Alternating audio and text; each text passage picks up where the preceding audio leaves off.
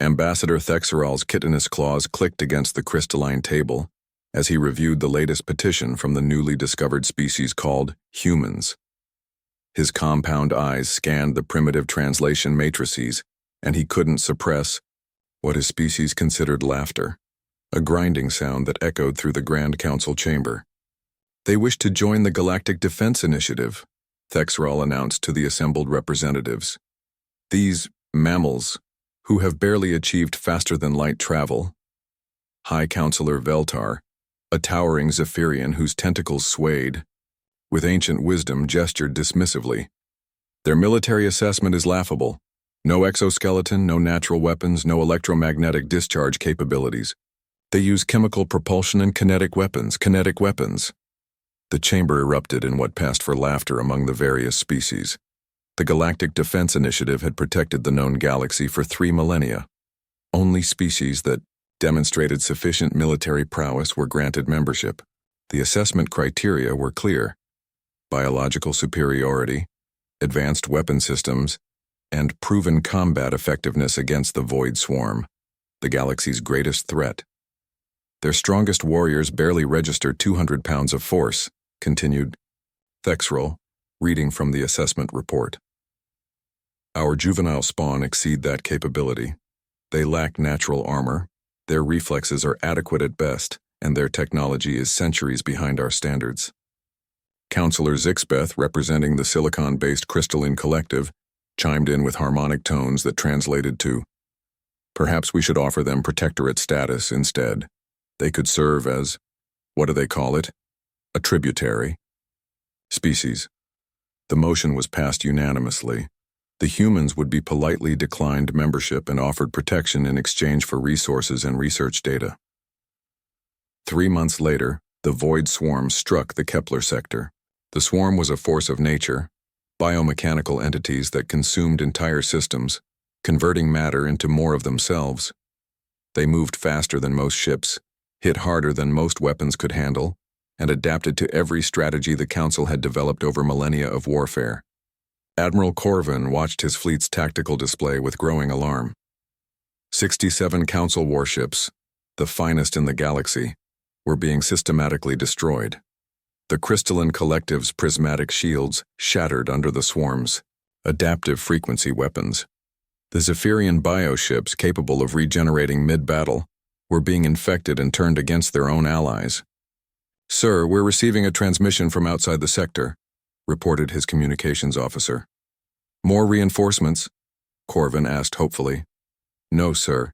It's from the humans." The Admiral's primary eyes dilated with confusion. Humans? What could they possibly? "Admiral Corvin, this is Captain Sarah Chen of the UES Defiance. We received your distress signal. We're inbound to assist." The audacity was staggering. "Captain Chen, with respect, this is a code-red engagement. The Void Swarm has adapted to our most advanced technologies. You should evacuate any human colonies in the region and—" "Negative, Admiral. We're 1 minute out from the engagement. Zone. We've analyzed your tactical reports. Respectfully, you've been fighting this war wrong for 3,000 years. Before Corvin could respond, his sensors detected a single ship dropping out of hyperspace. It was crude by Council standards, angular, built from simple metals and composites. No bioregeneration, no crystalline matrices, no quantum shielding. Just thick armor plating, and what appeared to be projectile weapons. "One ship?" Corvin muttered.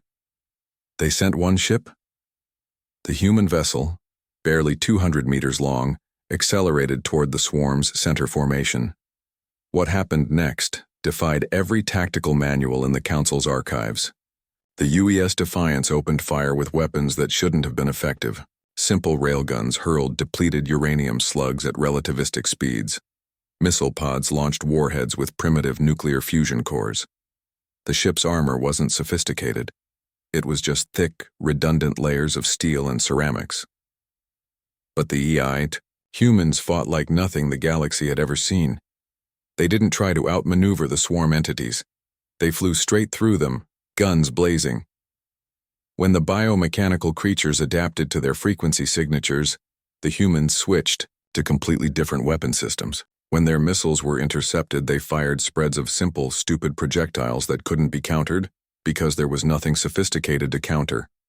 Captain Chen's voice crackled over the comm. "Admiral, your problem is you've been fighting technology with technology. The swarm adapts to energy patterns, quantum signatures, bioelectrical impulses, but it can't adapt to a chunk of metal moving at 10% of light speed." The Defiance took damage. Massive, hull-breaching damage that should have destroyed any council ship. But the human vessel kept fighting. Emergency bulkheads sealed. Backup systems activated. Crew members manually loaded ammunition when automated systems failed.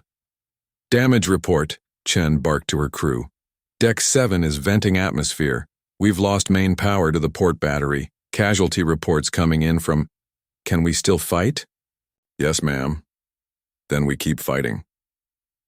In 47 minutes, the UES Defiance single-handedly destroyed the entire swarm formation that had been systematically dismantling the Council's finest fleet. As rescue ships recovered the battered human vessel, Admiral Corvin found himself staring at damage assessments that should have been impossible. The human ship had sustained over 60 major hull breaches, lost 30% of its crew, and suffered catastrophic damage to multiple critical systems. It had never stopped fighting. Later, as Captain Chen stood before the emergency session of the Grand Council, her left arm in a biocast and a bandage covering half her face, Ambassador Thexral asked the question that haunted them all. "How?" "Our analysis showed your species was physically inferior in every measurable way." Chen smiled, an expression that somehow managed to be both gentle and terrifying. "Your analysis was correct, Ambassador. We are weaker, slower, and more fragile than most species in this galaxy. But you measured the wrong things." "What did we miss?" "You can't quantify stubbornness. You can't run calculations on spite. And you sure as hell can't measure what humans will do when someone tells us we're not good enough." High Counselor Veltar's tentacles curled in what his species called deep consideration. The Defense Initiative would be honored to have humanity as a full member. Captain Chen nodded. "We'll consider it. But next time, maybe don't make us prove ourselves first. We're really not that patient as a species." The Council unanimously agreed that humanity's application would be expedited.